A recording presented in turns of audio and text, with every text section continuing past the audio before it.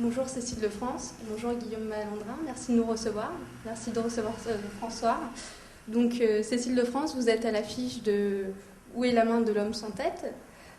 Comment s'est passée justement votre rencontre avec Guillaume et Stéphane Malandrin? Alors c'était en 2001. Un jour j'ai reçu un scénario. Je crois qu'on ne s'était même pas parlé au téléphone.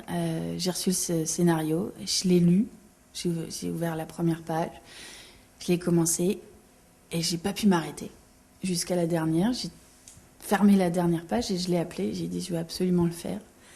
C'était un scénario tellement palpitant, stressant, je suis vraiment rentrée dedans. J'étais avec Eva, le personnage que j'interprète, j'étais avec elle, j'avais peur avec elle, j'avais envie de me réveiller de ce cauchemar avec elle, j'avais envie de comprendre cette histoire, de connaître la fin, parce que c'est une énigme aussi. À la fin, il y a la révélation de cette étrange histoire.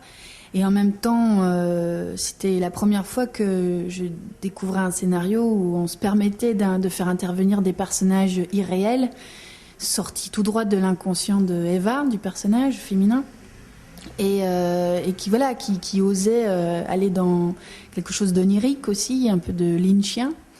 Et puis surtout ce drame familial, ce rapport entre le père et la fille, cet amour dévorant de ce père coach pour sa fille sportive, et comment elle va pouvoir enfin renaître pour être une femme libre et non plus l'objet de désir de son père, cette espèce d'icône immortelle dans laquelle il l'avait enfermée en quelque sorte.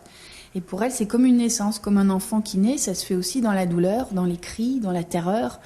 Parce qu'elle était dans quelque chose de carré, de cloisonné, de sécurisé. Et de renaître, c'est aussi d'être adulte libre, c'est aussi douloureux. Voilà, ça faisait vraiment beaucoup d'éléments qui en faisaient un scénario palpitant. Vraiment, c'est le mot. Et donc voilà, je n'ai pas hésité une seconde. Et comment s'est passé le tournage? Alors il paraît qu'en Belgique, on est beaucoup plus travailleurs qu'en France. C'est l'histoire de Benoît, là, c'était drôle. Que Benoît Poulvord qui racontait qu'en fait, la différence entre un tournage en Belgique et en France, c'est si en France il y a une voiture dans le champ, le réalisateur va le dire à un assistant, qui va le dire à un assistant, ça devient tout un bazar, alors qu'en Belgique, c'est le réalisateur même lui-même qui va enlever la voiture, quoi. Est-ce que quand vous lisez un scénario, vous vous rendez compte du risque que vous prenez, ou pour vous c'est pas un risque, c'est comme vous parlez de plaisir en fait, c'est vraiment... Oui, mais en fait, j'en ai conscience, c'est-à-dire que c'est comme une intuition, mais en même temps l'intuition c'est un rassemblement de plein de petites informations impalpables. Et je sens bien quand j'ai le scénario en main, par exemple tous les films que j'ai faits, j'ai toujours su si ça allait marcher ou pas, auprès du public ou pas. Mais c'est pas ça le plus important.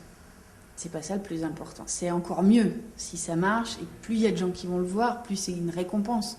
Mais moi je fais pas des films que pour ça, quoi. Je fais des films pour le plaisir avant tout. Et pour vous n'êtes pas du tout dans le star system, dans la pipolisation, c'est pas quelque chose qui vous intéresse en fait? Bah non, je suis comédienne, quoi.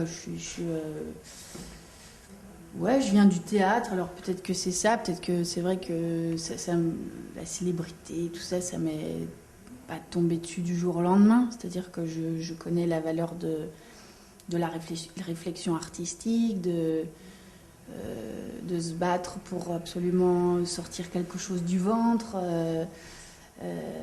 Donc voilà, c'est génial de collaborer avec d'autres artistes qui ont des idées, des univers très forts, quoi. C'est mélanger tous les talents pour en faire une œuvre d'art en fait. Vous êtes aussi à l'affiche de Sœurs Sourire. Alors, comment a été reçu le film? Qu'est-ce que vous ressentez là des premiers jours justement de la sortie? Vous avez eu des retours un petit peu de gens, des spectateurs? Les avant-premières, ça se passait super bien. C'est un film très émouvant et qui touche beaucoup de gens parce que ça aborde des thèmes qui résonnent encore de nos jours, comme l'homosexualité, comme ici aussi. D'ailleurs, ça parle de la cellule familiale, donc ça nous concerne tous.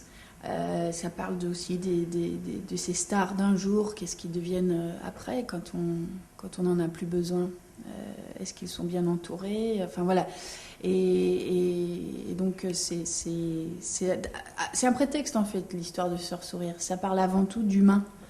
de femmes et d'hommes, enfin surtout d'une femme en particulier, qui ont besoin d'amour, qui ont besoin de se laisser aimer, qui ont besoin de s'aimer eux-mêmes d'ailleurs.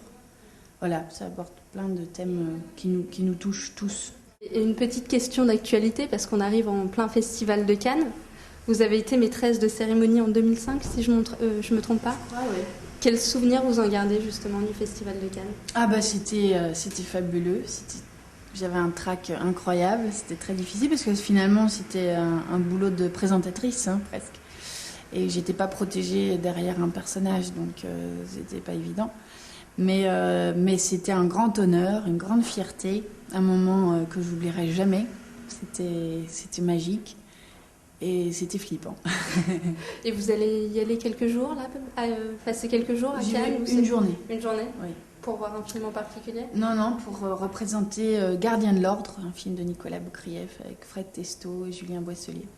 Justement, vous me parliez d'Eddie Mitchell tout à l'heure. Alors là, vous êtes séparés du coup, mais théâtralement. Est-ce que vous voyez quand même dans la vie de tous les jours, de temps en temps, vous passez des coups de fil ou... Oh, on s'appelle bien sûr. Oui. Mais on a chacun, lui, il travaille sur son nouvel album. Et moi, je suis en vacances. Merci beaucoup à tous les deux. Merci.